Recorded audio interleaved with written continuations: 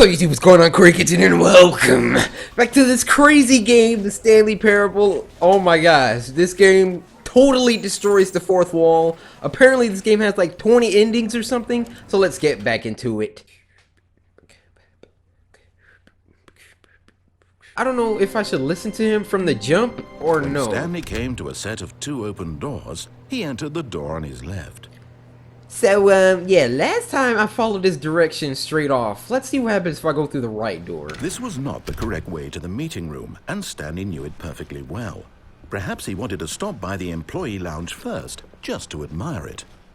Oh yeah, sure, that's what I want to do. Nah, sucker, I ain't following your freaking directions. I ain't doing it. I am not doing it. Let me see. Yes, truly a room worth admiring. It had really been worth the detour after all, just to spend a few moments here in this immaculate, beautifully constructed room. Stanley simply stood here, drinking it all in. Drinking, okay. Yeah, this is pretty cool room, I guess. Okay. But eager to get back to business, Stanley took the first open door on his left. Oh really? Oh really? Trying to enunciate what I'm doing? Nah, second, we going through here. What's in here? Whoa, what's this place? Stanley was so bad at following directions, it's incredible he wasn't fired years ago.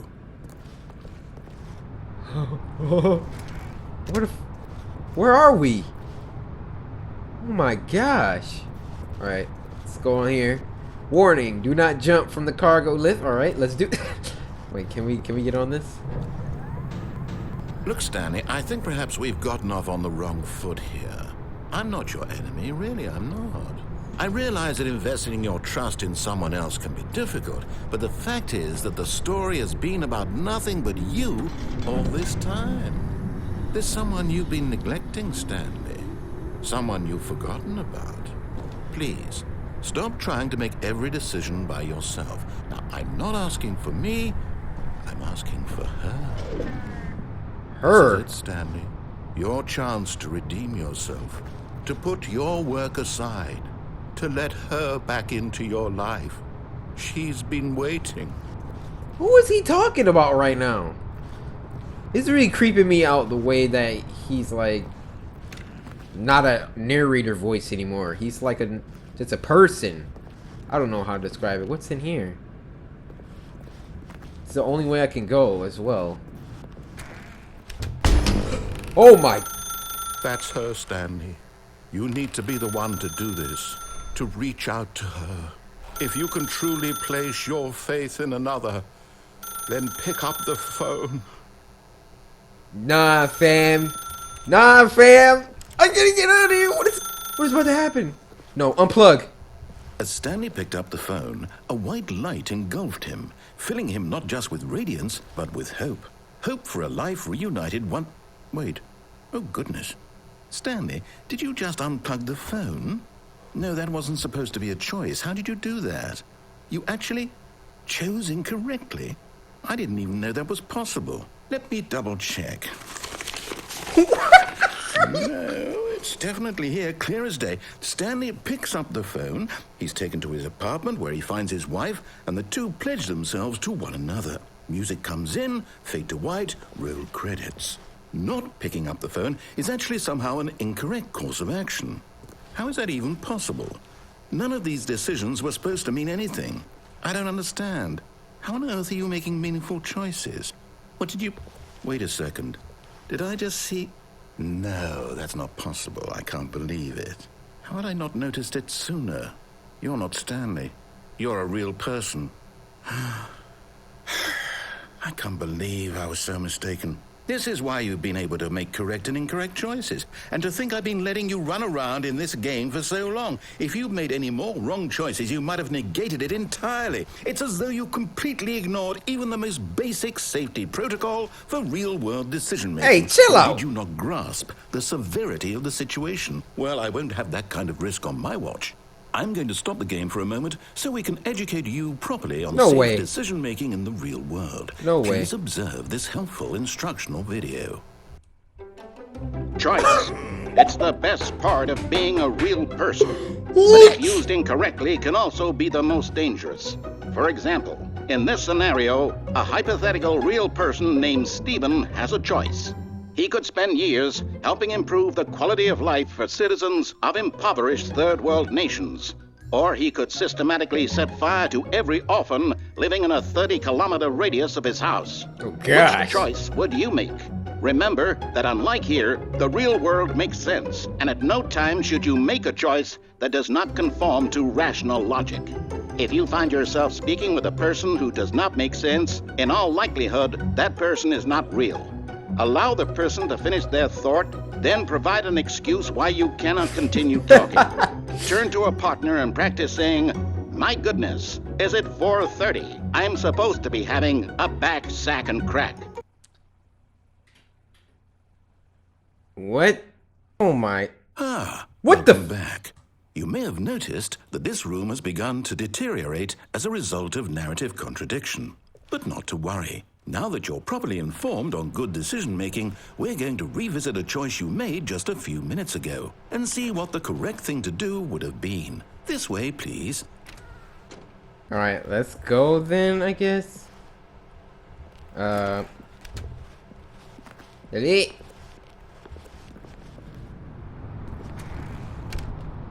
Oh, the doors are closing. What's in here? Oh, it's locked. Alright, I guess I have to go back this way. Now that we know your choices are meaningful, we can't have you jumping off the platform and dying. Imagine the main character dying senselessly halfway through the story. That story would make no sense at all. We just need to get you home as soon as possible before the narrative contradiction gets any worse. Unfortunately, it seems this place is not well equipped to deal with reality. Okay. Oh, they barred off everything. They're trying to take away my freedom. My free choice. Nah, man. I don't want to feel like a slave. Almost there. You'll take the door on the left, back to the correct ending, the story will have resolution once again, and you'll be home free in the real world. Oh, man. I'm being forced against my will. I'm a prisoner here. I don't want to be here anymore. Oh, Now no. remember, all you need to do is behave exactly as Stanley would.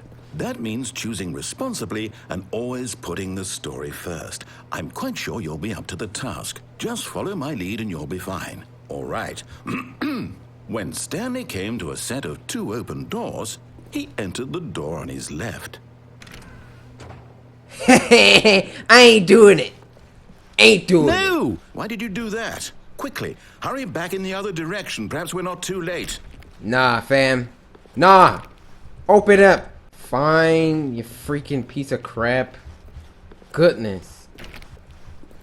Taking away my choices.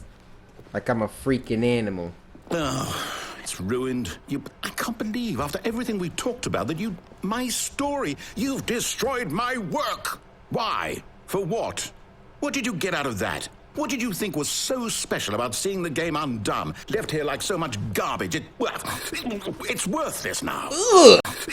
It's worthless. It's worthless. It's worthless. And what am I supposed to do? Even if there were a way to continue, would it be worth it? To know that my story is now incorrect? How can I go back to that? I can't erase your that knowledge. story. I'll have to live with it forever, reliving its impossibility forever. I couldn't live that way. Is it better to shut the game down entirely? To willingly destroy all of my work? I don't know. What's the answer? What do I do? What do I do? What do I... No, I have to. I have to shut the game down. I have to. I have to. This is my game. Oh my... What?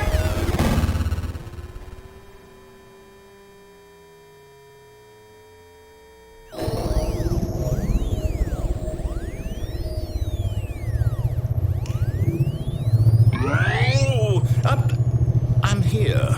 I'm still here. Here in this pile of rubbish. With you. You. Who thought you were so clever. Now look where we are. My entire game is destroyed. It was the only thing in the world that was mine, and you've run it into the ground. What, did you think that would be funny? You just had to see? Didn't I impress upon you how important it was to be like Stanley? He actually knows how to do what I tell him to. He understands that if I say to do something, there's a dang good reason for it. That thought hadn't even occurred to you, had it? That there's a world outside of you? You're a child. Oh, my story. And you're the one If you'd crying. just gone through the door on the left, you would have seen it. There was a whole underground facility. You would have destroyed it and been victorious. It would have been so perfect. I worked so hard on it. I tried so hard. What? Behave exactly as Stanley would. That means choosing responsibly and always putting the story first. I'm quite sure you'll be up to the task. What just just follow my happened? lead and you'll be fine. All right. When Stanley came to a set of 2 open doors, he entered the door on his left. What just happened? Fine. Fine. You keep resetting my game anyway. Fine. Freaking fine. Nah, we going down. Coming to a staircase, Stanley walked upstairs to his boss's office. What? There's supposed to be a possibility of me going downstairs. What is really happening? Can't open that. Why is this place different? This place is different than before. Stepping inside his manager's office, Stanley was once again stunned to discover not an indication of any human What life. the freak is that? Shocked, unraveled, Stanley wondered in disbelief who orchestrated this, until he saw the door with a voice receiver next to it. Surely behind this door lay all the answers to his questions. And beyond all probability, he knew the passcode. He had seen it on his boss's computer just last week. Night Shark 115. Was this the code to open the door? Would it still work? There was only one way to find out. Stanley spoke the code. Night Shark 115. Sorry, is there a problem? You didn't mishear me, did you? Please speak the code into the receiver. Otherwise, we can't get on with the story. This is a crucial step. Nah. How about I just look? I just stand by this window. Okay, fine. You're not going to do it. But you know what? It's pretty humiliating to bring you this far, only for you to suddenly decide you have better things to do. I asked you for this one single thing, for your respect.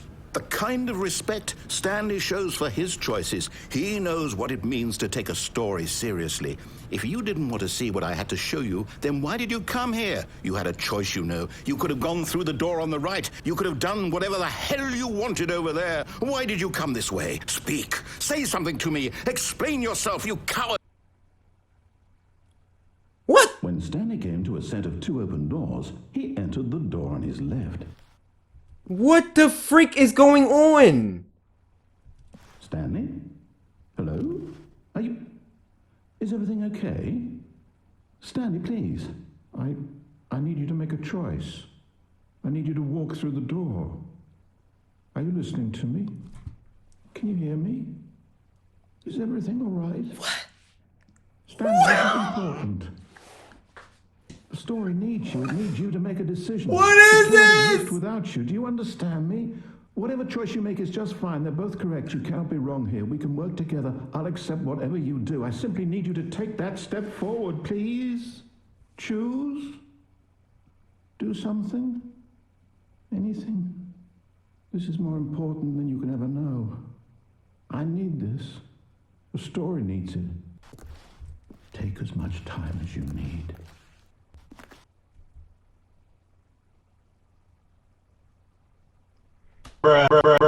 Wow.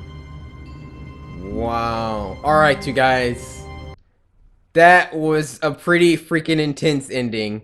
This game jump scared the mess out of me. And that jump was so scary when he was like...